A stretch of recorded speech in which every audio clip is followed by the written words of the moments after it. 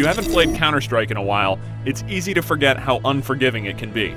There's no regenerating health, and just one burst from an assault rifle or bullet from an AWP is enough to take you down.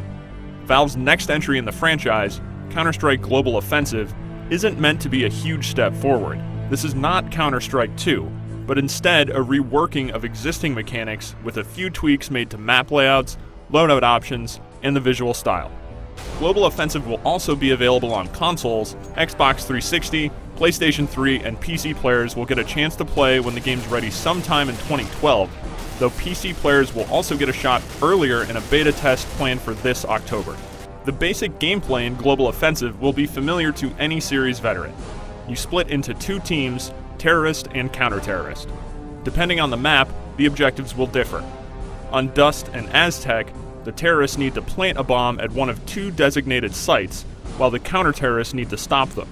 There aren't any respawns or revives, so once you die, you spectate the rest of the match. Before each round begins, you purchase weapons to determine your role. There's plenty to choose from. High-powered sniper rifles, submachine guns, and assault rifles are all available.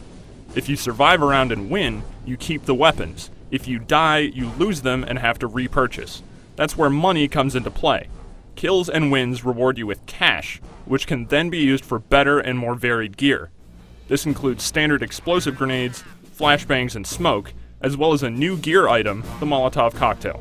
This weapon can have a significant effect on the field of play. It does damage over time to anyone standing on the flames it creates, though once you step off the fire, the damage over time stops.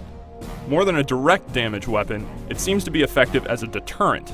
Because no player is going to want to run across a carpet of fire, the Molotov seems like it could be really useful for map control and defense. Speaking of maps, Valve's made a few changes to the Dust and Aztec maps that longtime players might appreciate.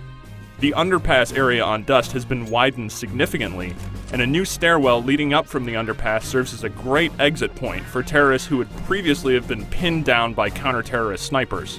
Other returning maps, like Dust 2, have barely been touched aside from the new visual style, and fans can expect to see Nuke, Inferno, and Italy in the game when it launches. There's more in store too, but Valve isn't discussing it quite yet. When setting up games, Global Offensive will include a matchmaking system that drops you into 5-on-5 fights. You'll have a skill ranking, so ideally you'll be shooting players of appropriate skill levels, and bots of corresponding difficulties will be subbed in when human opponents aren't available. For anyone who finds 5-on-5 matches to be too restrictive, custom games can be set up on PC, though console players won't have this ability. With more weapons to play around with, like the stun gun, and a few other minor changes made to the gameplay, Global Offensive manages to differentiate itself just enough from previous Counter-Strikes to stand out. Even with changes, this still feels very much like Counter-Strike. Fast, punishing, and a lot of fun. For more details on Global Offensive, head over to IGN.com.